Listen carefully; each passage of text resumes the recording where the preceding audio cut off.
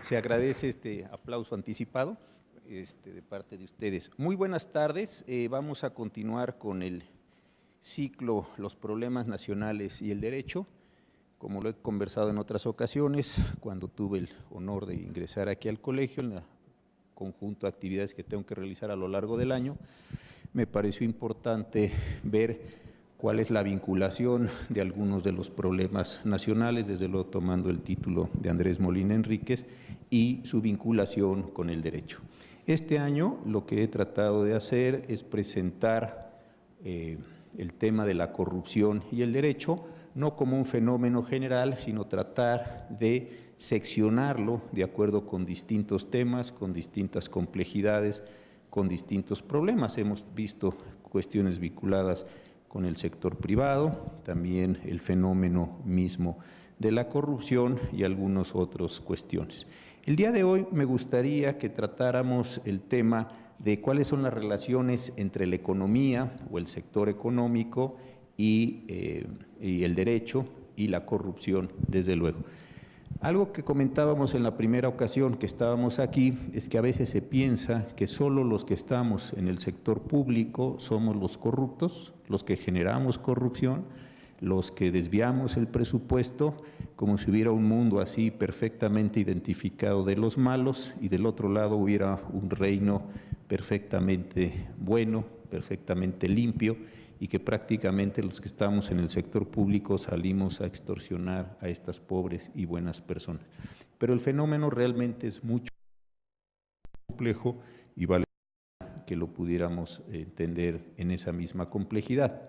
El día de hoy he invitado, y de verdad que se los agradezco mucho, a dos personas con una trayectoria en el análisis económico y sobre todo una trayectoria muy importante de compromiso social en distintos aspectos que ahora señalaré, que son la maestra Valeria Moy y el maestro Mario Luis Fuentes.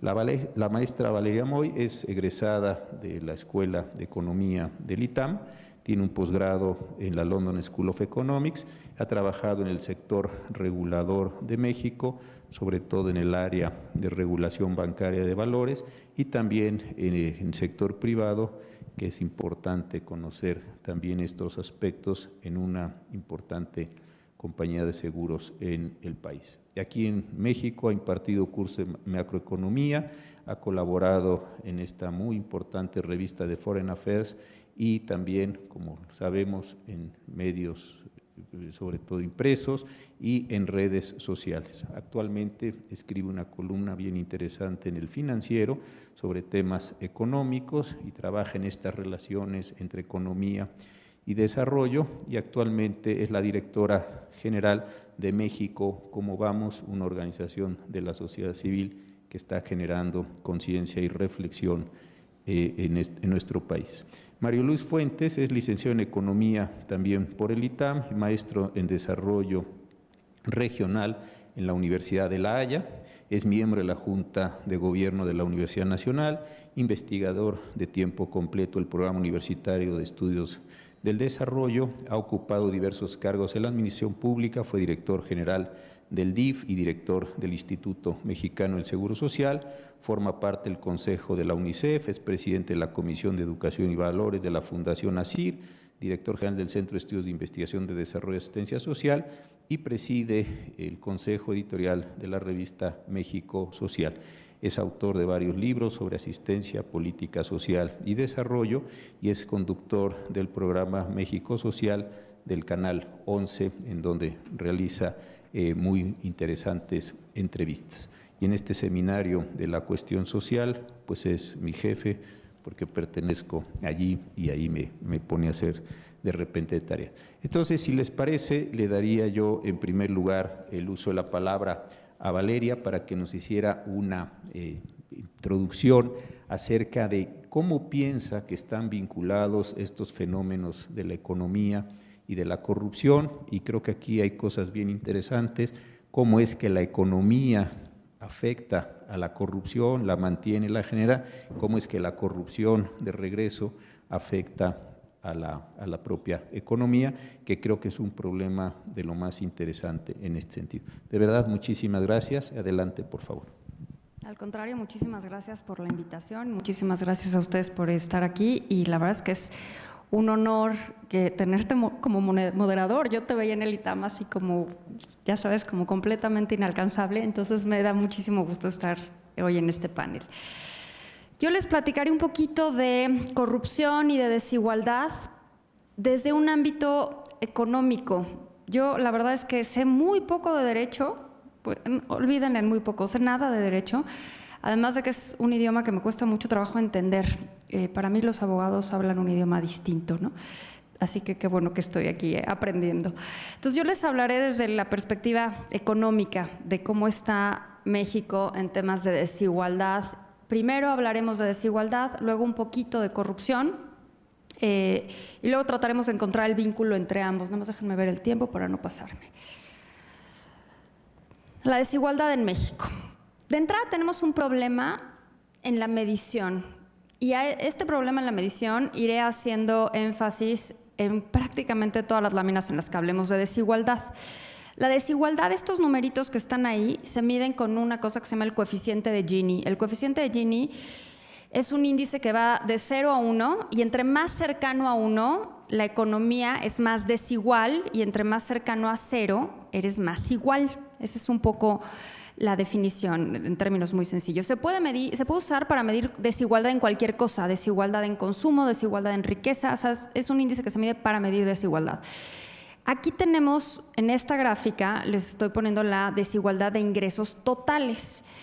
Los ingresos totales, a diferencia de los ingresos laborales, incluyen muchos otros conceptos adicionales a los laborales. Un poquito más adelante veremos gráficas de ingreso laboral. El ingreso laboral, y aclaro de una vez los términos porque si no se vuelve medio enredado y confuso.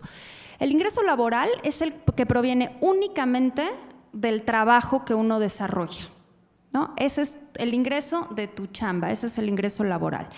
Pero ese ingreso laboral representa, de acuerdo al INEGI, la mayoría de las cifras que voy a usar aquí provienen del INEGI.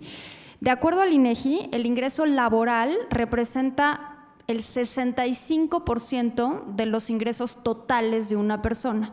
Es decir, la gente recibe otros ingresos que básicamente están dados por transferencias gubernamentales en los diversos programas que existen y también por remesas en algunos casos, en casos importantes, sobre todo en algunos municipios del país.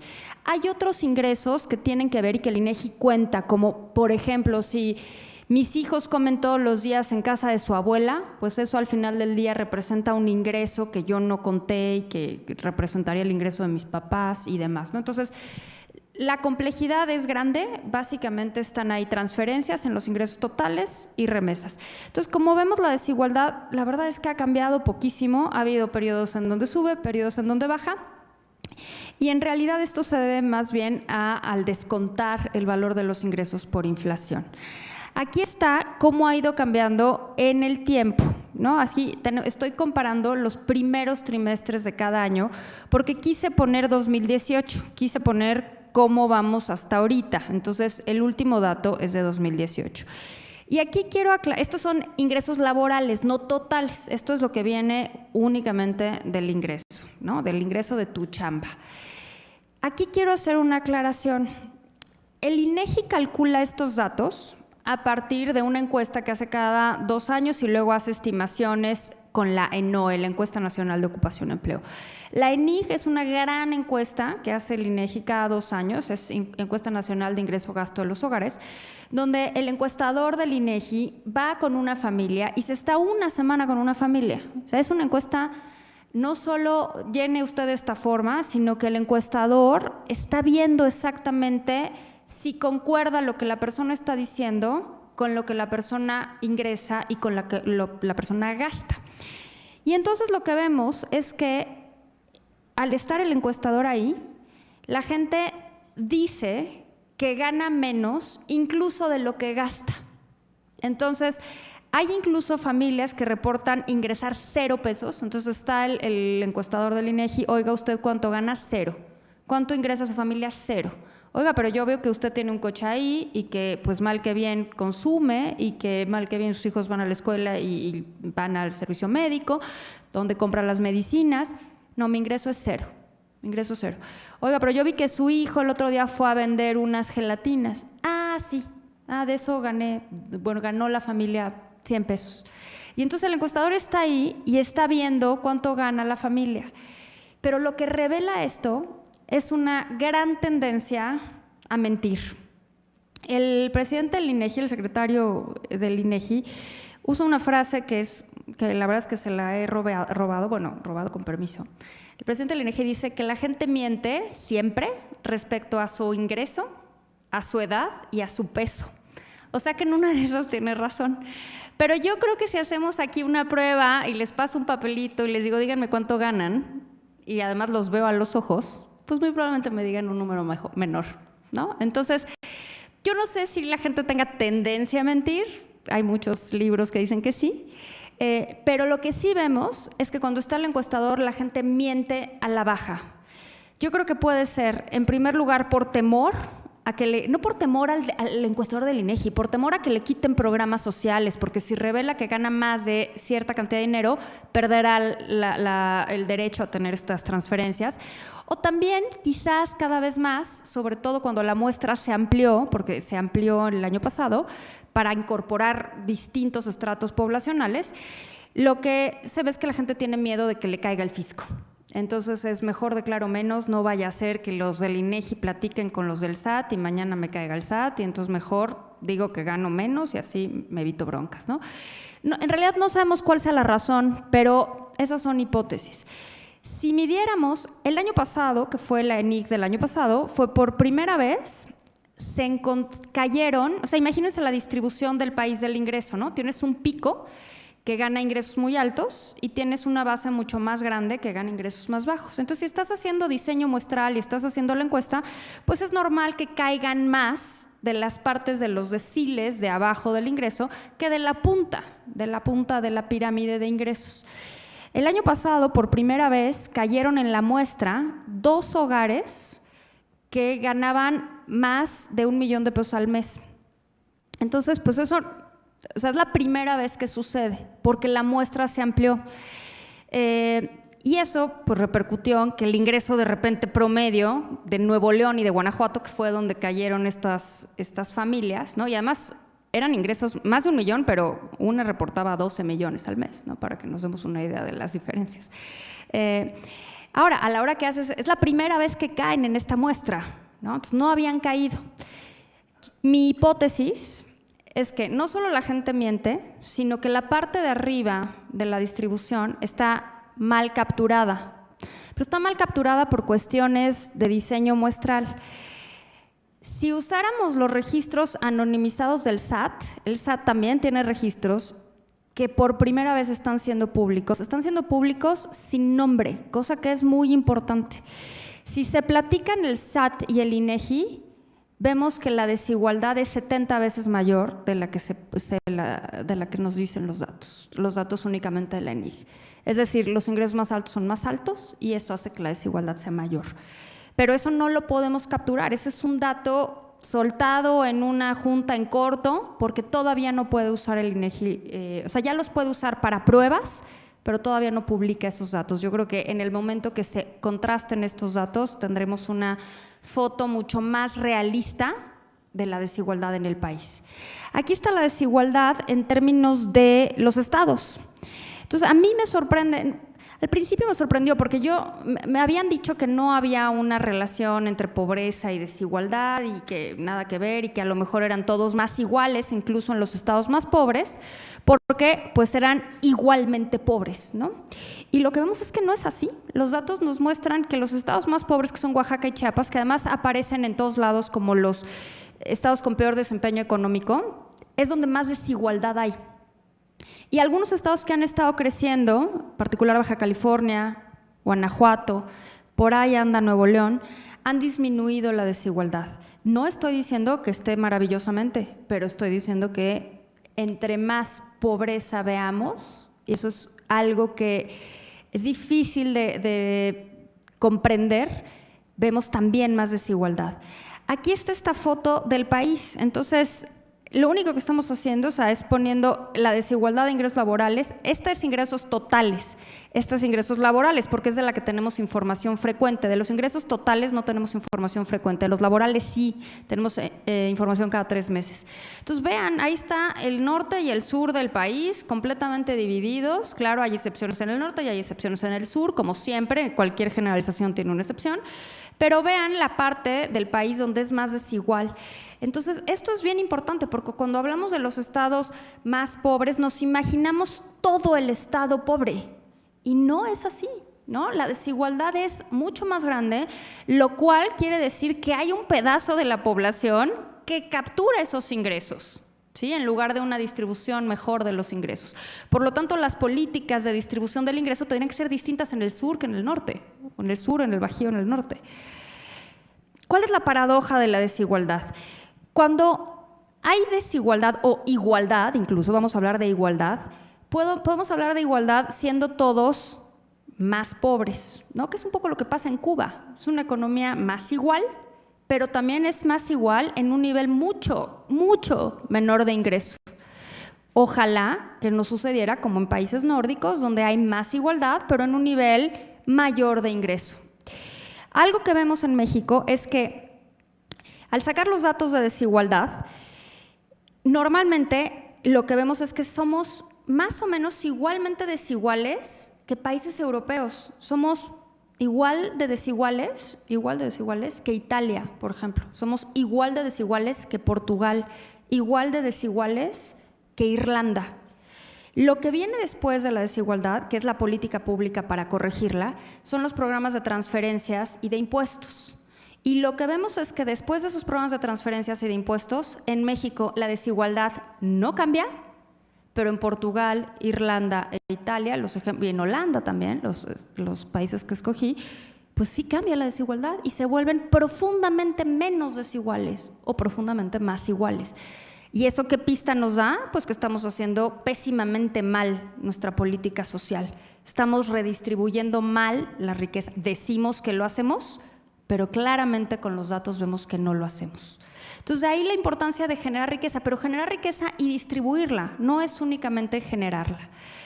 Entonces, ya hablamos de desigualdad, vamos a hablar más o menos rápido de corrupción. Aquí está la prevalencia de corrupción y lo que se ve, dividimos el país ahí en diferentes regiones, nada más por facilitar el tema. Fíjense, lo estamos dividiendo, la primera barra de cualquier región son los trámites federales, los segundos son los trámites estatales y la tercera barra son los trámites municipales. Fíjense dónde está la corrupción. O sea, los trámites federales es donde menos corrupción hay. No digo que no haya, pero es donde menos corrupción hay. Los trámites estatales concentran gran parte de la corrupción y los municipales también, pero en segundo lugar. Entonces, ¿dónde está la corrupción? En los trámites locales. Eso es increíble que esté sucediendo, porque esto te habla de la extorsión que se lleva a cabo en los municipios y en los estados. Esto es un dato que a mí me parece escandaloso y cuando lo he platicado en foros internacionales, por decirlo de alguna forma, o con gente de todo el mundo, no lo entienden, o sea, me cuesta trabajo explicarlo. Estos montos que están aquí son los recursos que desaparecieron entre 2011 y 2015. Y cuando digo desaparecieron, es literalmente no se sabe dónde están. O sea, no se sabe qué pasó en Veracruz con 34,000 millones de pesos. O sea, no sabemos dónde están. No lo sabe la Auditoría Superior de la Federación. Y pasa lo mismo con cada estado. Ahí están los numeritos, ¿no? Entonces, entre 2011 y 2015, más de 2 billones de pesos, billones en la acepción castellana de la palabra, millones de millones, de los recursos, estos son solo los recursos federales que se transfieren a los estados, están desaparecidos y es literal, o sea, no sabemos qué fue de ellos, ¿no? O sea, no sabemos dónde están, cosa que es terrible porque me da risa como trágica, ¿no? O sea, como esto no puede ser que esté sucediendo. Entonces, cuando les contaba que lo explico en foros internacionales, me dicen, ¿pero cómo? ¿Cómo que desaparecen? ¿Dónde están? No, pues es que no sé dónde están, ese es el meollo del asunto, nadie sabe dónde están. ¿Dónde se ve más corrupción? Que no es monto, es incidencia, es por trámite, ¿no? O sea, aquí lo que reporta la gente es, en este trámite me pidieron mordida o en este trámite no sé, el oficial me dijo que pasara por fuera y le diera una lanita. Es por trámite, no es monto, es por número de trámites. Entonces, ahí vemos dónde está la corrupción: Sonora, Durango, Sinaloa, Chihuahua, la Ciudad de México. Entre más trámites haya, vemos que hay más corrupción también. Esto es por qué la gente corrompe. Esto es, le preguntan a las unidades económicas, el INEGI le pregunta a las unidades económicas ¿por qué corrompes?, ¿no? Y la gran mayoría de la gente dice, pues para agilizar trámites o para evitar multas y sanciones. Y si ustedes han estado en alguna situación de corrupción, que me imagino que sí, y no es por cuestionarlos ni cuestionar su calidad moral, es porque yo casi que no encuentro a nadie que no haya estado en una situación donde alguien le pide una mordida o alguien ofrece una mordida también. Es, ay, Poli, tengo una junta, no sea malo, tengo que ir por mis hijos al colegio, mire, le doy para su refresco, ¿no? Entonces, pues lo vemos ahí, agilizar trámites y evitar multas y sanciones, me parece que no es sorprendente. Pero vean, participar en licitaciones no es un monto menor, y ahí es donde está lo gordo de la corrupción. Este es nada más por sectores, no hay demasiado que decir aquí, mejor me voy a los montos.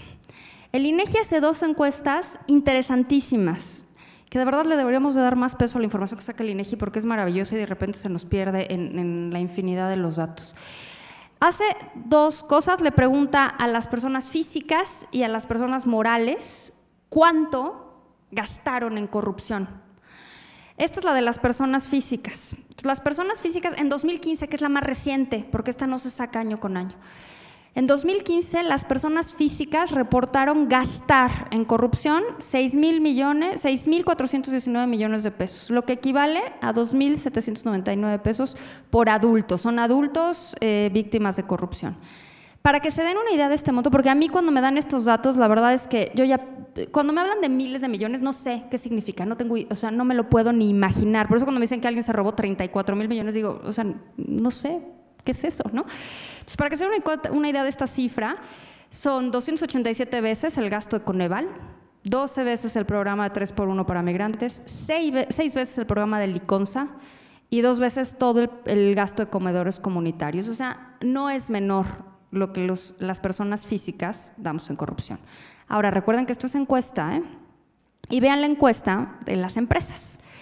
Las empresas reportan, las empresas víctimas de corrupción, que han gastado o que gastaron en el 2016, la encuesta de esta salió en el 2016, 1,612 millones de pesos. Les regreso a la lámina anterior, significativamente menos que lo que gastan las personas físicas. A mí me sorprende enormemente, ¿no? Y entonces, como esto es encuesta, yo me imagino que es porque las encuestas se victimizan ellas mismas y dicen, no, porque ahí sí te puede caer, o sea, no es que la INEGI vaya a reportar la información, pero para la empresa es mucho más difícil aceptar que dio una mordida o que pagó una la nota para que le dieran la licitación o que sobornó a alguien para que le dieran el terreno, que lo que es para una persona. O sea, si a mí llega el del INEGI y me dice, oye, alguien te ha pedido una lanita, una mordida, pues sí, el de las licencias me la hizo de tos y me pidió 600 pesos, y, o sea, pero si le preguntan a una empresa, no voy a decir ningún nombre de ejemplo, oiga, usted empresa tal, ¿ha sido víctima de la corrupción? No. Bueno, una vez me pidieron una mordida, pero no la di, porque nosotros somos los santos que no damos. Entonces, pues no me sorprende, ¿eh? O sea, al principio me sorprendió y luego, pues una vez que piensas 2 segundos, dices, pues evidentemente la empresa no quiere decir que ha sido no víctima, sino partícipe de la corrupción, que es muy distinto, ¿sí? Entonces yo creo que aquí este dato es bien relevante. Solito no es tan relevante, pero si lo comparamos con lo que dicen las personas físicas que gastan en corrupción, pues es muy distinto, ¿no? Ahora, ¿cuál es el tema? Y aquí sí, de verdad, no lo sé. O sea, lo presento tal cual con una duda. Yo no sé si la corrupción genera desigualdad o si la desigualdad genera corrupción. Lo que sí sé es que la corrupción para los deciles menores de ingreso representa un porcentaje significativamente mayor de su ingreso. En términos económicos decimos que la corrupción funciona como un impuesto regresivo, le pega más a los que menos tienen. Veamos estos datos, ¿no? Estos datos son del Foro Económico Mundial.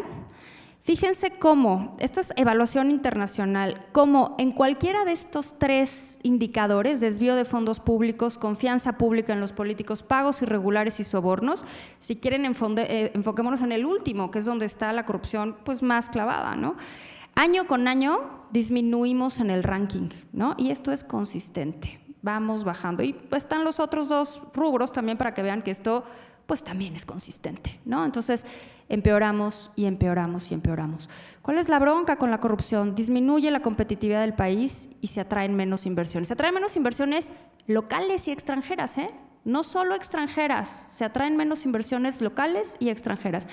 Para una empresa pequeña es costosísima la corrupción porque lo extorsionan en diferentes trámites. Si una persona quiere poner su papelería o la mercería o las tiendas que nos rodean aquí en el centro, tiene que enfrentar la extorsión del de Protección Civil, la extorsión del de la luz, la extorsión del del agua, la extorsión del de la renta. O sea, tiene que enfrentar muchísimas escenas de extorsión independientemente del crimen, que eso sucederá también, ¿no?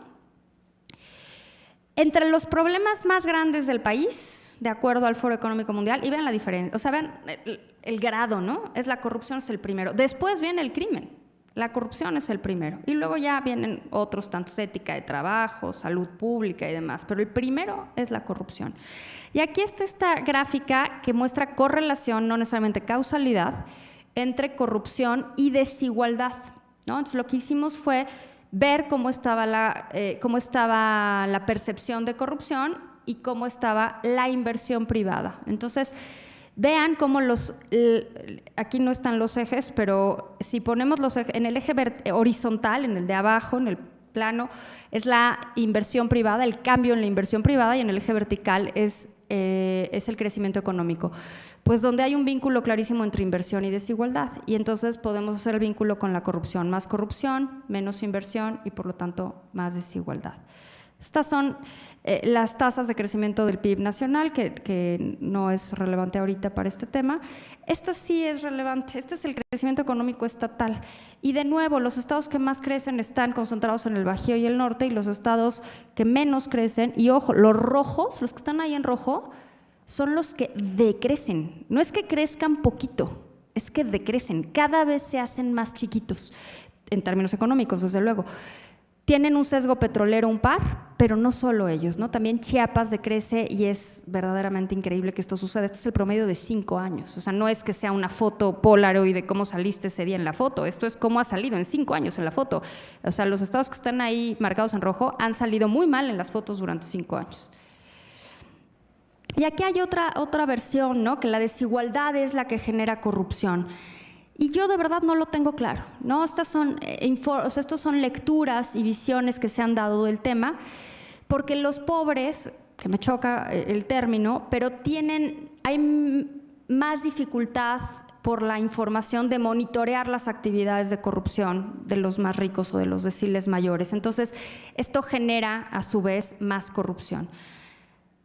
¿Qué proponemos nosotros? Eliminar el uso de efectivo en el gobierno. Todos los programas de transferencias gubernamentales y todas las multas y pagos de derechos y la licencia y todo lo que uno tenga que pagar, que son muchas cosas, todo debería de poderse hacer vía electrónica. Más bien, debería impedirse que se use el efectivo. A nivel municipal se sigue usando efectivo en cantidades industriales y esto abre la puerta a la corrupción, desde luego. Otra cosa que hay que hacer es disminuir el número de programas sociales. Hay 6,489 programas sociales en el país, de los cuales 98% son estatales o municipales, donde hay corrupción, justamente. No solo donde hay corrupción, sino donde hay programas sociales completamente inútiles. O sea, si lo que pensamos es que los programas sociales están diseñados para combatir la pobreza, pensemos que en alrededor de 36 municipios hay un programa social para darle a las quinceañeras su vestido de 15 años. Entonces, imaginemos, yo no sé en qué momento eso contribuye a que la familia salga del círculo de pobreza, donde se fomenta el pachangón de los 15 años y el gasto absurdo. Pero bueno, esa es mi opinión, ¿no? Hay que definir los métodos de pago en los programas sociales en reglas de operación. En muchos casos estos programas no están definidos, no está claro cuándo te pagan, ni cómo te pagan, ni en dónde te pagan, ni quién tiene que ir a recoger el pago. Entonces, el pago de los programas sociales a veces es un desastre, y abre la puerta, evidentemente, a la corrupción. Y esto que suena evidente, pero que no lo ha sido, yo recuerdo que desde que era niña oigo el tema de la simplificación administrativa, y la simplificación y eso ya hace unos ayeres, y la simplificación administrativa simplemente pues no llega, ¿no? Yo cada vez que tengo que hacer un trámite, el chiquito que sea, tengo que llevar mi boleta del kinder, entonces de verdad no sé qué está pasando. Entonces hay que disminuir el número de trámites y el tiempo para hacer negocios. Entre más trámites y más tiempo le dedique uno al trámite, evidentemente esto abre la puerta a la corrupción. Entonces, bueno, lo dejo aquí, las conclusiones las tengo ahí planteadas, pero creo que las conclusiones todos las podemos sacar, ¿no? Muchísimas gracias. Muchísimas gracias. Y yo creo que sale una primera conclusión general y es esto, es decir, bueno, pero ¿qué relevante o qué importancia tiene la corrupción respecto a la economía? Y me parece que son datos bien contundentes en el sentido de correlación, como lo decía muy bien la maestra, no de causalidad, pero sí hay una relación bien interesante entre corrupción y desigualdad y son formas, ¿no? Lo comentamos hace un momento con Mario Luis Fuentes, son formas de mantener a las personas en esta condición de desigualdad de las que cuesta tanto trabajo salir. Le daría el uso a la palabra a Mario Luis Fuentes, por favor. Muchísimas gracias, ministro y amigo, y por la oportunidad de estar nuevamente en este foro que, como Valeria, siempre nos distingue que nos invites. Muchísimas gracias. Déjeme complementar y tratar de ir un poco más allá desde la dimensión económica. Pero para eso creo que es fundamental hablar del contexto que se está dando. O sea, en este momento que estamos hablando de desigualdad y corrupción, creo que es importante preguntarse desde dónde estamos pensando estas dos dimensiones de algo que tiene una relación dialéctica, pero yo comparto con Valeria, no podemos establecer ni causalidades, pero sí sabemos que se interactúan entre ellas de distintas maneras. Estamos, como bien se puso, en un país que lleva 3 décadas sin crecer, un crecimiento mediocre, y que un crecimiento mediocre que va acompañado de un Estado muy débil fiscalmente. O sea, los recursos que tiene el Estado mexicano, el presupuesto de egresos de federación, nos hablan de un Estado que recauda mucho menos que todos los otros estados de la región latinoamericana, no se diga países como la OCDE. Estamos en un país en el cual todavía la presión demográfica es brutal. Cada año se incorpora 1.200.000 más mexicanos de esa demanda brutal de servicios y que nos lleva a que hoy somos una sociedad de jóvenes y de jóvenes adultos. O sea, como todos saben, hemos pasado a ser una población, en los 90, una población básicamente de niños y niñas, adolescentes, a una población que somos jóvenes, casi el 80%, 80 millones de mexicanos somos jóvenes adultos, perdón por lo que somos, más bien son ustedes, son una población muy joven. Entonces, estos fenómenos sociales, la desigualdad, la corrupción, se da a una población joven y joven adulta. Es una población joven y adulta que enfrenta una gran precariedad de los mercados laborales. Hay una enorme necesidad de un empleo con buenos salarios y sabemos que el 60% de la población empleada gana menos de 3 salarios mínimos, abajo las líneas de bienestar. O sea, todo este contexto está alrededor de esto que llamamos corrupción y que, más adelante diré, que articula la desigualdad. Por otra parte, somos una sociedad joven adulta que envejece rápidamente. Si ustedes vieran la gráfica de tendencia demográfica, a partir de 2030, la pendiente en términos de jóvenes y jóvenes adultos empieza a caer, pero la pendiente de la población mayor de 65 años se levanta brutalmente. O sea, una población que vamos rápidamente a un envejecimiento a partir de pues básicamente dentro de 12 años. Pero es una población adulta, joven, muy enferma. 7 de cada 10 mexicanos tienen obesidad, sobrepeso, y obviamente las dimensiones que tiene esto es de 105,000 mexicanos mueren anualmente por diabetes, 130,000 por hipertensión. Esto nos habla de las magnitudes brutales y sobre todo déjeme dar un dato que es escalofriante. Aun cuando no somos un país de niños ni adolescentes, cada año, reporta INEGI, mueren 8,000 niños por desnutrición. O sea, este es el contexto de la desigualdad y la corrupción que estamos viviendo.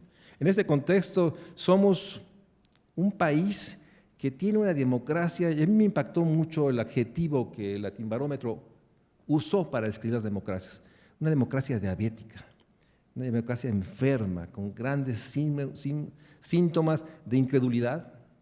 No se le cree al presidente, no se le tiene confianza a los poderes, se tiene un malestar en clave de inseguridad, de impunidad y obviamente un elemento que últimamente de acuerdo a algunos analistas, bueno, Juan Ramón de la Fuente en un libro reciente, ponía el acento hasta qué punto en un discurso gubernamental que no explica, que no logra conectar, pero que exacerba el ánimo de que no está así las cosas.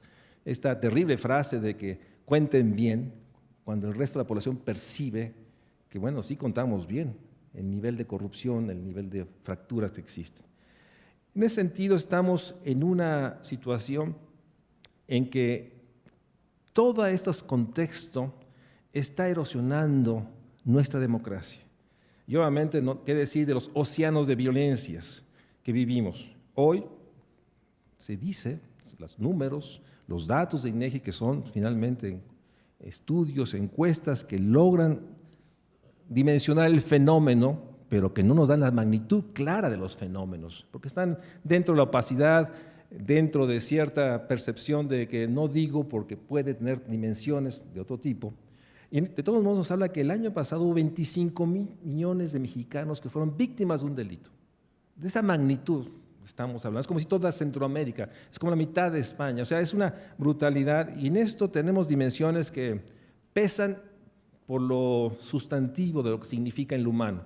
34,000 personas desaparecidas, una reporte de torturas de 3,500 personas y una sensación de que 7 de cada 10 mexicanos, de acuerdo a la encuesta nacional de seguridad pública urbana, dice, y lo dice con una naturalidad, no permiten, no les gusta, no nos sentimos cómodos cuando nuestros hijos salen a la calle. Este es el contexto donde estamos pensando esta dimensión, para mí central, de la desigualdad. Déjeme plantear una manera de pensar. La desigualdad no es un adjetivo más de la cuestión social, es el centro que articula el todo, es decir, la desigualdad permea en lo económico, en lo social, en lo económico, en lo cultural. La desigualdad está transformando todo el espacio público, todo el espacio donde vivimos, es real. Hoy, origen es destino. Si vivimos en una comunidad, localidad de alta marginación, los últimos 30 años se ha mantenido esta alta marginación. Hoy los espacios más externos son más marginales. La desigualdad está erosionando el Estado, las instituciones y el Estado de Derecho, como bien escribía el ministro José Ramón Cosío recientemente. En la medida que a este impulso natural a tratar de cumplir la ley se erosiona, porque si yo sé que a través de ciertos mecanismos, artificios, no tiene ningún sentido tener esa compulsión natural a cumplir la ley. La desigualdad está modificando los mercados. De una u otra manera, los mercados son expresiones de muchas desigualdades. Pero la desigualdad también está moldeando nuestra relación como individuos. En ese sentido, entre más desiguales, hay una relación, hay un estudio muy interesante de dos ingleses, salubristas, Wilkinson y Piquet, que mencionan que en los estados-nación con más desigualdad hay más suicidios, hay más gente en la cárcel, hay más enfermedades mentales, hay más obesidad y sobrepeso, hay más embarazo adolescente, hay más alcoholismo, hay mayor adicción. En ese sentido, la desigualdad es el fenómeno estructural que está moldeando todo el espacio social, público y privado. Y que obviamente la desigualdad es un elemento que alimenta, genera incentivos para una corrupción que permita, algunos dicen, agilizar estas ruedas de esta sociedad que para que funcione requiere de la corrupción, porque de otra manera estos mercados totalmente que no funcionan con libertad, requieren de estos incentivos, de estas economías oscuras que permitan la sobrevivencia y también permitan la concentración y el enriquecimiento en magnitudes como las cifras, o sea, platicábamos hace rato, 34,000 millones en Veracruz. O sea, es una dimensión que yo no sé cuánto cuesta un avión, yo no sé cuánto cuestan tantos ranchos o unas casas, pero no hay manera de concebir ese nivel de codicia y de impunidad. Y en ese sentido, creo que la creciente desigualdad es el gran problema social. Recientemente, distintos economistas, Jaime Ross por la UNAM, o Fernando Cortés, o Miguel Reyes, ¿cómo se llama? Miguel del Castillo, del ITAM, hizo un cálculo de la desigualdad de los activos financieros y no financieros. Es decir, si pudieras, ¿dónde se concentra la riqueza? Te das cuenta que la concentración no es 0.40 o 0.300, es 0.80 y 70. Es decir, últimamente sostenemos que la desigualdad está creciendo y parte tiene que ver que aunque hoy reconocemos que hay un truncamiento en el cálculo de los ingresos, ahí no están los ingresos de los 4 hombres más ricos del país, de Slim, de Balleres, de Larrea, no están ahí. Tampoco está la parte baja, que hay un truncamiento hasta abajo, porque no llegamos a los más pobres de los pobres. Bueno, ese truncamiento de la ENIG y la ENOE nos lleva a esta dimensión que hoy, cuando usamos ciertos registros administrativos, como bien dice María, nos damos cuenta que la desigualdad no solo se mantiene a estos niveles inaceptables, sino está creciendo. Y eso añade, pongamos que la desigualdad no solo es concentración de ingreso, como se defina, o de riqueza. La desigualdad también implica concentración del poder para incidir, para disuadir, para poder generar presiones en los congresos, presiones en las estructuras institucionales, para derivar una política o una acción que favorezca la concentración, que favorezca los intereses legítimos. Por eso se habla que la desigualdad vía la corrupción está capturando los estados. En ese sentido, es importante señalar que los análisis más recientes nos muestran que la desigualdad de ingreso y de riqueza se está concentrando y es mucho mayor de lo que pensamos. Es importante que reconozcamos, y déjeme hacer un paréntesis, que ha habido un giro copernicano en términos de lo que se pensaba en el siglo pasado, ese siglo que parece que fue hace muchos años. En los 60, en los 70 se asumía que una economía desigual era algo que en el fondo, en el largo plazo, iba a beneficiar por la propensión a la inversión que tienen, o el ahorro que tienen las personas más ricas. Algo que llamaban los economistas Kuznets, un economista que mancó una curva invertida. Pero a partir de los 90 surge una conciencia, un giro brutal. Todos, y hablo desde el foro de Davos de los empresarios, desde CEPAL, la visión estructuralista, hablo desde el libro, el bestseller mundial de Piketty, en términos del capital, sostienen la desigualdad erosiona el crecimiento, erosiona las democracias, fractura los estados, promueve corrupción y una serie de fenómenos sociales. En ese sentido, la desigualdad ha sido señalada. Hay un discurso de Obama, presidente, que señalaba como la gran amenaza. La gran amenaza global era la desigualdad, es la desigualdad. Y en ese sentido, es importante que asumamos que esta creciente evidencia de la concentración que hoy tenemos de riqueza e ingreso expresa estas asimetrías en la relación del poder. Entonces, déjeme sostener algunas hipótesis de mi argumento.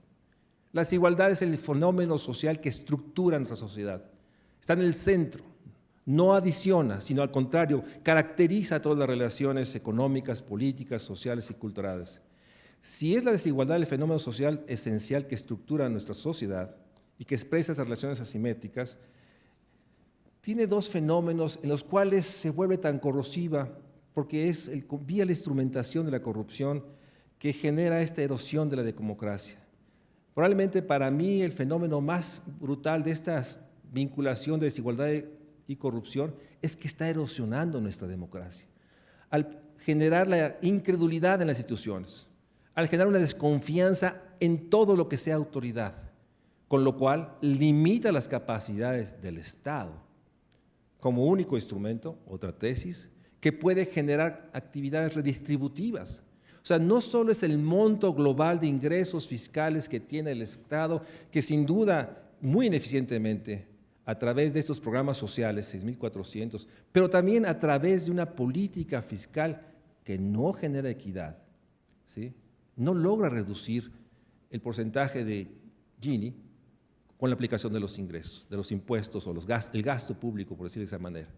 O sea, no solo es un asunto del monto, es la enorme realidad de un Estado capturado que genera una política social que mucho, sin duda, logra que la pobreza no tenga tanta incidencia, pero sin duda también tiene enormes vínculos que permite este fenómeno de brechas que se acrecientan en todos los espacios, en todas las partes.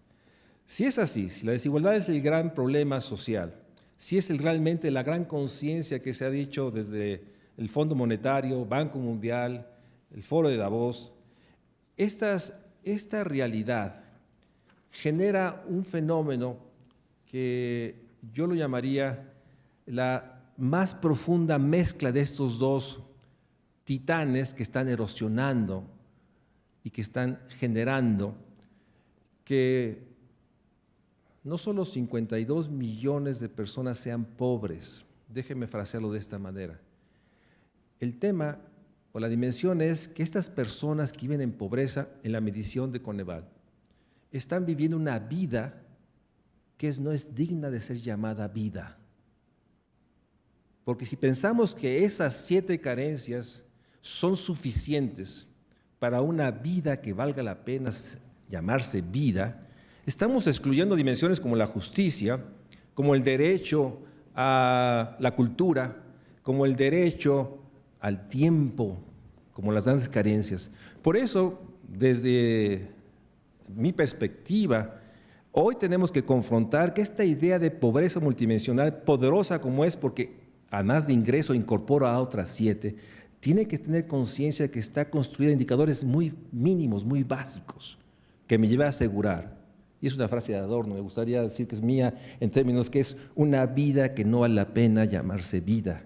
Y esa es la dimensión de lo que está generando esta erosión del Estado que genera la desigualdad y la corrupción como fenómenos articulados, como fenómenos que permiten la sobrevivencia o facilita que las ruedas de los mercados se muevan, o como este proceso en el que ante tal asimetría de Estado genera esta realidad que creo que es un elemento adicional que quisiera incorporar a la reflexión. La erosión de la corrupción y la desigualdad como fenómenos conjuntos erosiona una de las dimensiones más vitales para enfrentar la inequidad. La corrupción lesiona la confianza entre los ciudadanos, no solo entre nosotros y las autoridades, sino entre nosotros mismos. La corrupción debilita la noción de tener este sentido que el otro, el que nos ve, es alguien con el cual me puedo asociar, porque siempre está esta dimensión humana de percibir que ese otro genera beneficios o ganancias que no son éticamente compartidas. Entonces, el fenómeno de la corrupción con la desigualdad está erosionando el tejido social, está frenando la enorme necesidad y la enorme potencia de la solidaridad como un elemento de generar estructuras comunitarias que asociadas puedan enfrentar las brechas.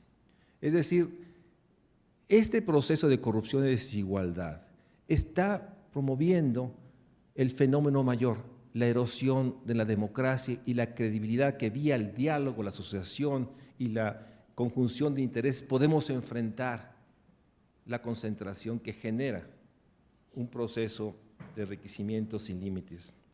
En ese sentido, no solo la desigualdad es mayor, está corroyendo lo social, lo político, lo cultural y sin duda lo económico. Pero déjeme terminar con una reflexión. A raíz de la invitación de José Ramón, le digo que Valeria nos pasó lo mismo, de pronto nos pone en esa tensión de corrupción y desigualdad, y perdón, pero eso de corrupción, ¿cómo lo articulo? Leí un libro que fue emblemático en el 2011, de Tony Youth, Algo anda mal. Y caí en cuenta en esas relecturas que uno hace, de textos que uno lee y deja de leer y después se encuentra, que lo que anda mal es que nuestro reflejo de enojo, de molestia, de indignación, lo estamos canalizando a la corrupción solamente. Deberíamos generar la misma indignación a la desigualdad, a la concentración de la riqueza, a la concentración sin límites que genera esta vulneración del Estado, de la democracia mexicana. Lo que está mal es que no estemos tan indignados con la concentración de la riqueza y que la indignación ante la corrupción sea superior.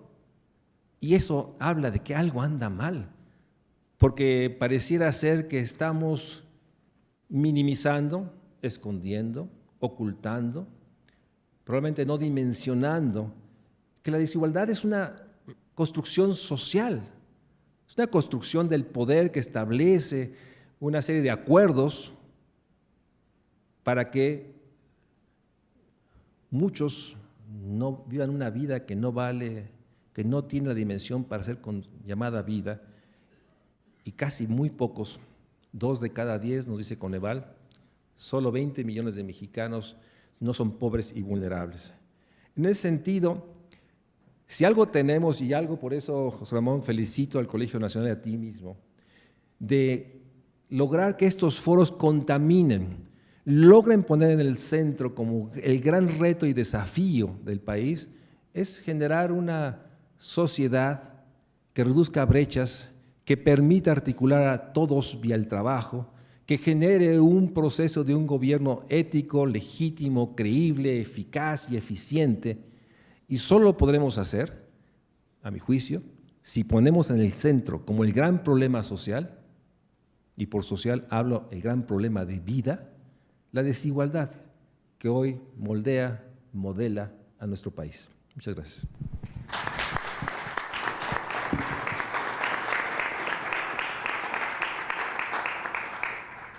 Tengo aquí unas preguntas que les voy a pasar a la maestra y a Mario Luis Fuentes para que las vayan viendo. Mientras tanto, a mí me preguntaron una, está un poquito fuera de tema, pero en lo que ellos revisan sus preguntas para contestarlas conjuntamente, me pregunta una persona que qué es el Estado de Derecho y qué es un Estado de Derecho eficiente. Acaba de salir, bueno, ya tiene un tiempito, un libro bien interesante coordinado por Héctor Aguilar y por Raúl Padilla, en el que trabajamos varios de nosotros, y ahí traté de establecer esta idea de qué es el Estado de Derecho. Y a mí me parece que, y lo decía ahí, que primero, y antes de empezar a discutir Estado de Derecho, tendríamos que ponernos de acuerdo a qué queremos o a qué podemos llamar el Estado de Derecho.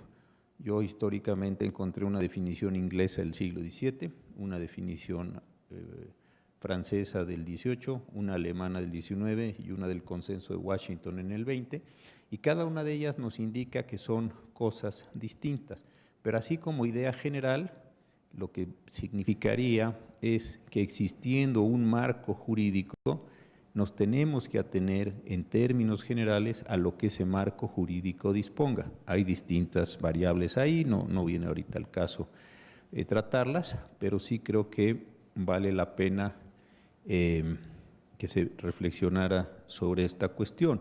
Si la ley dice 5 años de cárcel, pues son 5 años de cárcel. Si la ley dice o el derecho dice que hay que pagar impuestos a una tasa de 29, hay que pagar impuestos a una tasa de que si los recargos son de tanto, que si los trámites no debieran constar una propina, una astilla, como se decía anteriormente. En este sentido, pues creo que eso es lo que finalmente trata un Estado de Derecho de mantener. Creo que ahí y sobre ese tema habrá mucho que contar en los siguientes años. Entonces, volviendo al orden inicial de las participaciones, si la maestra Valeria Moy nos hiciera favor de contestar a sus preguntas, por favor. Mucho gusto. A ver, voy a empezar por la de Pito Pérez, que supongo que no se llama Pito Pérez, pero eso es lo que puso. Entonces, por eso lo cito. ¿Por qué no mencionan el caso Odebrecht? Por supuesto que hay que mencionar el caso Odebrecht. No mencioné ningún caso en específico, pero la lista, bueno, nada más basta con que abramos el periódico y cada día hay uno nuevo. Entonces, pues, ¿qué les gusta? Podemos hablar de Odebrecht, podemos hablar de la estafa maestra, podemos hablar de la Casa Blanca, podemos hablar de la Casa de Malinalco, pero esto lo podemos ir para atrás, podemos hablar de la Colina del Perro, o sea, podemos ir hablando de… O sea, no, mi punto con esto es que la corrupción no es un fenómeno de hoy. A lo mejor hoy es más visible, ¿no? Eso no tengo ninguna duda porque, pues evidentemente, los medios, las redes lo hacen mucho más visible. Hoy le puedes tomar un video a la Casa Blanca. Hoy nos enteramos de la Casa Blanca por un documento en una revista, bueno, por un reportaje en una revista de sociales, ¿no? Entonces, hoy es mucho más visible, pero no creo que sea novedad. Entonces, podríamos hablar de todos los casos, pero no sé si tenga, o sea, si sea para este foro. Sí me parece increíble, hoy salió una nota en el New York Times, bien relevante, sobre el caso de Odebrecht, y dice que México y Venezuela son los únicos países que no han indagado sobre el caso Odebrecht, que me parece… pues vergonzoso, la verdad, o sea, no solo lamentable, sino como de vergüenza, literalmente de vergüenza. Todos los impuestos, ¿por qué no mencionan todos los impuestos que se llevan las ONGs? No sé qué impuestos se llevan las ONGs. Yo estoy en una ONG, bueno, en una AC, pago impuestos, pago una lana de impuestos y no recibo impuestos de nadie. Entonces, yo recibo donativos que no son impuestos y supongo que la mayoría de las ONGs trabajan igual. Los impuestos que se llevan las ONGs, pues quizás, la verdad es que no sé cuáles se lleven impuestos, ¿no? Igual pone aquí asociaciones civiles, pasa exactamente lo mismo. Las concesiones no causan desigualdad, pues depende de quién se las den y creo que es parte del fenómeno de la corrupción. Cuando los contratos se asignan con base en los amigos o con los cuates o en el compadrazgo, pues evidentemente generan más desigualdad. Así es, cuando no se entregan al mejor postor en términos económicos y sociales, al que entrega un proyecto con el mayor valor presente neto positivo en términos sociales, pues evidentemente no sucede esto. Y lo vemos todo el tiempo, que eso es lo que a mí me sorprende, es cómo tampoco es un tema urgente. Y lo ve, por ejemplo, hace el temblor, el septiembre 19, sucede el temblor y al día siguiente hay más constructoras, ¿no? Entonces, de repente, pues, hay primos que tienen constructoras, nunca se habían dedicado a la construcción, pero pues de repente ya son constructoras, ¿no? ¿Por qué será? Pues lo dejo a su imaginación. ¿Por qué creen en el INEGI como si no fuera corruptible? A ver, yo he estado muy de cerca con el INEGI y he visto cómo trabaja el INEGI.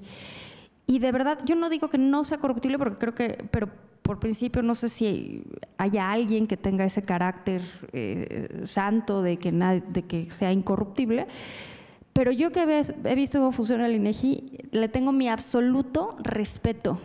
He visto cómo trabaja la gente del INEGI, los encuestadores, los directores, los estadísticos que están ahí, los matemáticos que están ahí y merecen todo mi respeto. Entonces, yo sí le creo a los datos del INEGI, sinceramente le creo a los datos del INEGI, es un organismo autónomo que funciona y que da una cantidad de datos sin las cuales no podríamos estar hablando ahorita de desigualdad, de corrupción. O sea, si fuera tan corruptible el INEGI, estos datos de corrupción ni siquiera existirían.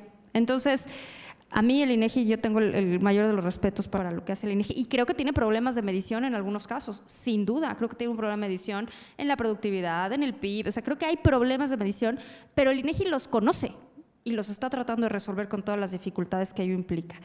¿Qué pasará con la me pregunta Rafael Cruz, ¿qué pasará con la Suprema Corte si gana AMLO? Yo aquí esta pregunta pues como que no me toca.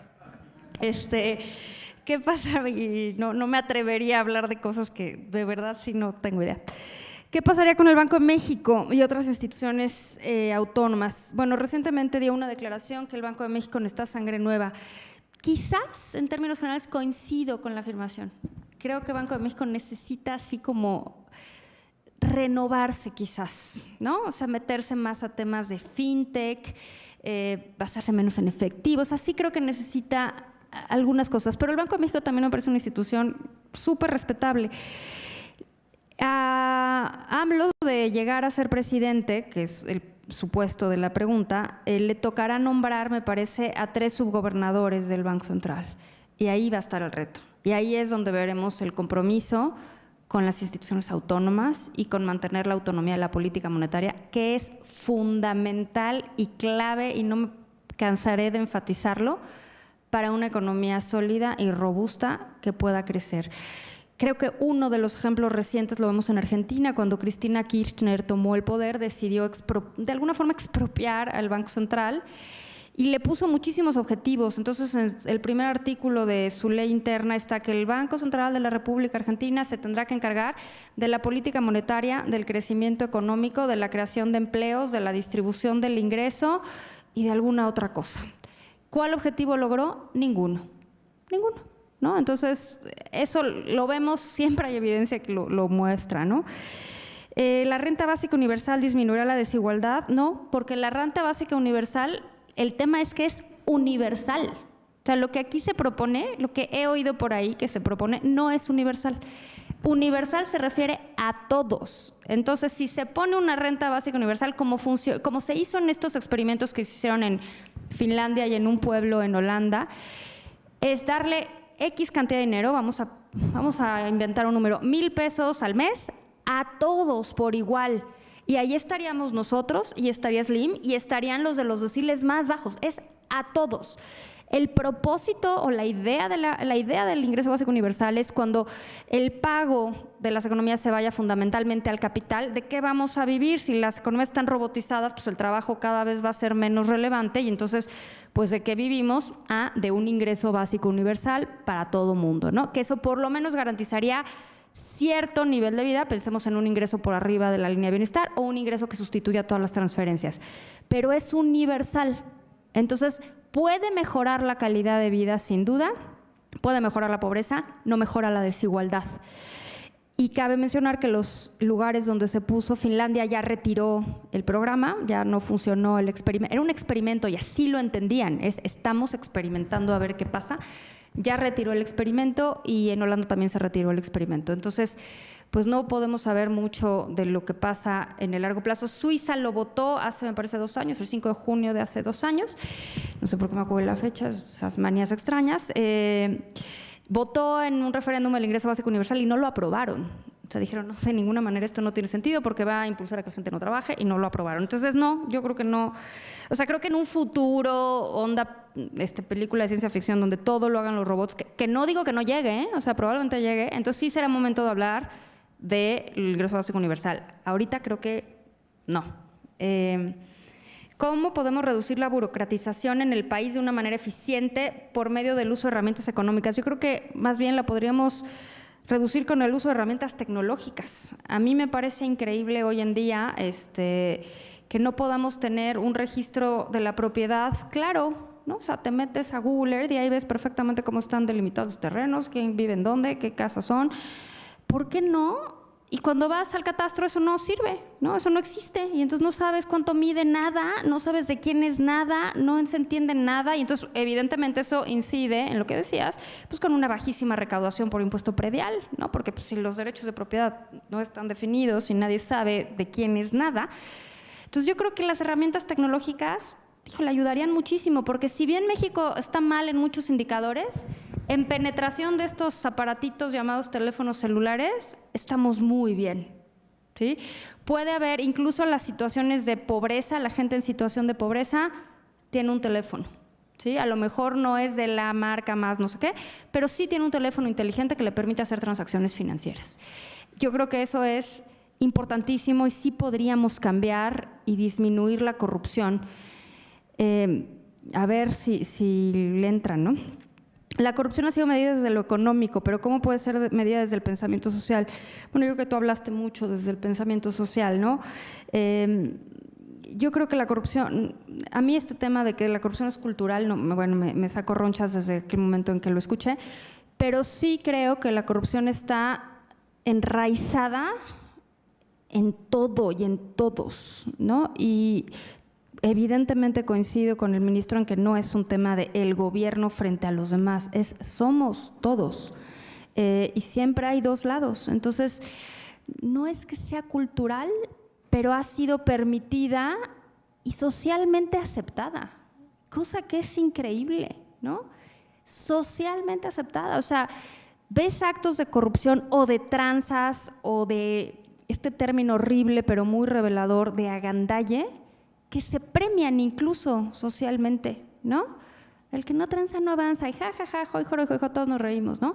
El otro día oí un dicho de que el que se agandalla, Dios lo acompaña, así, con unos niños que se estaban subiendo un avión, se iban a colar así todos, iban a llegar en masa para colarse a entrar primero y se morían de risa y decían, el que se agandalla, Dios lo acompaña, joy. Yo creo que ese tipo de cosas nos están llevando como sociedad a un lugar en el que no queremos estar, ¿no? Y ese es, yo creo que el ámbito social, pero me declaro más, bastante poco conocedora del tema, ¿no? Esas son todas las preguntas que me mandaron. Bien, gracias. Bueno, César Castillejos me pregunta, ¿cuáles son las principales fallas de la política social? Bueno, Coneval tiene un documento, recientemente presentó su evaluación de la política social 2018 y sin duda es muy contundente, es una política social fragmentada, segmentada, genera desigualdades horizontales y verticales, porque si vives en la Ciudad de México recibes 600 pesos adulto mayor, pero si vives en Zacatecas llevas 300, o sea, pesos, y obviamente la calidad de los servicios públicos son muy deficientes. Entonces, la tenencia, bueno, esto de Morelos, que es una aberración. Entonces, la política social está fragmentada. Sí hay 6.400 programas, y seguramente más, y muchos no tienen claramente una población objetivo, no tienen realmente claridad del impacto. En fin, hay una enorme realidad de que hoy la política social está también en una etapa que se ha vuelto patrimonialista, clientelar. Hay que ver la política social de la Ciudad de México, en que las delegaciones distribuyen recursos y cómo focalizan por fila los que llegan a las 7 de la mañana. ¿Y cómo es el concepto de participación? Porque los reglamentos establecen. Es asistir a los eventos que promueve la delegación, una participación que está totalmente clientelar y patrimonialista. O sea, sí hay que hacer una profunda transformación de la política social y obviamente, a mi juicio, pasa por construir un sistema universal de salud. Pero el tema es que lo que tenemos es una política económica, no hablo de los fundamentos macroeconómicos, que no genera crecimiento y que genera una situación de mercados laborales precarios con un salario mínimo que es impresentable. Entonces, la política social sí hay que transformarla, pero solo podrá ser capaz de compensar una política económica que no genera crecimiento y con una reducción de la inversión pública inaceptable, que están en los niveles históricos más bajos de los últimos 30 años. No puede compensar eso la política social, no puede complementarla, puede reducir la incidencia de ella, como es oportunidades, prospera o progresa, como le quieran decir ustedes. Me pregunta Gustavo Dolores Santillán si la corrupción es un medio de control para la gobernabilidad. Como pasa con las preguntas, bueno, esta es una primera afirmación que no comparto, o sea, la corrupción creo que erosiona la gobernabilidad y finalmente debilita la credibilidad y genera mucho más ilegitimidad de las estructuras públicas de las instituciones, y con eso genera una realidad de que tenemos gobiernos cada vez más ineficientes e ineficaces. En ese sentido, dice, en este contexto, ¿cómo podríamos fortalecer las instituciones para mitigar o reducir la desigualdad? Las instituciones solo se construyen y se fortalecen con más y más democracia, es decir, mayor transparencia, mayor claridad en términos de su propósito, y obviamente en ese sentido tenemos las instituciones debilitadas, pero como un efecto no solo de lo económico o de la capacidad fiscal de los estados, sino por la enorme erosión de la democracia mexicana como fenómeno que permite darle eficacia, eficiencia, legitimidad, capacidad de acción a los estados-nación. Otra pregunta de Salvador Sagrero dice, la corrupción ha sido constante desde la Constitución que impusieron los carrancistas en 17. Si nunca ha funcionado bien el Estado desde su origen, necesariamente está mal la Constitución. ¿Qué artículos de la Constitución consideraría que están defectuosos? Bueno, esto suena más a una pregunta para el ministro José Ramón Cosío, pero bueno, yo diría que la corrupción sí da una constante histórica y nuevamente estamos en esta tensión que ha sido interiorizada, sin duda, en la vida práctica de todos.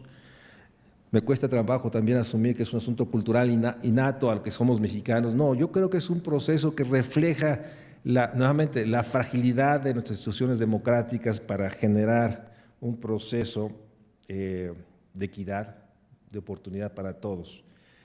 Yo parto que la Constitución mexicana tiene, como Diego Valadez ha dicho aquí en estos foros, un problema de orden, de redacción, que puede ser más sencilla, que hemos sobrereglamentado los artículos, etcétera. Pero yo parto que la Constitución es el gran proyecto y que hay que defenderla.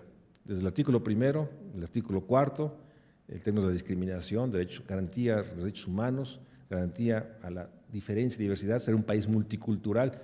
Y obviamente hay discusiones sobre el artículo 25, 26, 27, 28, la parte económica, pero creo que el tema se puede expresar de esta manera, pero no comparto que sea la Constitución el gran originario de la corrupción. En su punto de vista, me pregunta Edgar Varela, estudiante de la UAM, gracias por estar aquí, la centralización de las instituciones del Estado como Instituto Nacional de Migración, SAGARPA, CONAGUA, CFE, ¿generarían la equidad deseada? No. Sí hay problemas de gerencia, hay problemas de diseño institucional, hay problemas de nuevamente redefinir qué centralizamos, qué descentralizamos en esta república política salvaje muchas veces, ¿no? O sea, que compiten las entidades. Sí creo que hay que definir todo el pacto federal, qué le corresponde a la federación, a los estados o municipios y a los subgobiernos. Sí hay un tema mayor, pero no es un tema solo de centralización administrativa. Déjame decirlo, yo no sé, dijo el candidato de Morena que iba a mandar el Instituto Nacional de Migración a Tijuana. Bueno, pues no creo que eso facilite nada. Y cuando lo dijo, en el debate pasado, dije, bueno, ¿y qué van a hacer los migrantes de Tapachula? O sea, no se puede resolver problemas tan complejos con respuestas simples y simplemente mediáticas. Hay que reconocer la complejidad enorme, pero también hay que reconocer la urgencia de este país que vive en el centro de la desigualdad, pero en pobreza, marginación, exclusión, vulnerabilidad creciente, que hoy se junta contra el fenómeno de desprotección social que todos tenemos en el momento que ponemos un pie en la calle, ¿sí?, y sentimos una enorme inseguridad, ¿sí?, de que a cualquier momento podemos ser víctimas de la violencia. Esa es probablemente el rasgo más frontal que hay que enfrentar, el rescate del espacio público, que podamos sentirnos como deberíamos saliendo de aquí, de estas puertas, que podemos caminar 3 cuadras hacia la plaza para verla iluminada, pues muchos de nosotros vamos a pensar mejor, vámonos yendo donde hay más luz y vamos. Ese sentimiento de desprotección hay que enfrentarlo urgentemente porque eso está erosionando todo, no lo social. Y obviamente, pues, mucho de ello es expresión de la profunda desigualdad y estos fenómenos de corrupción que tanto nos lastiman como país y como sociedad. Gracias.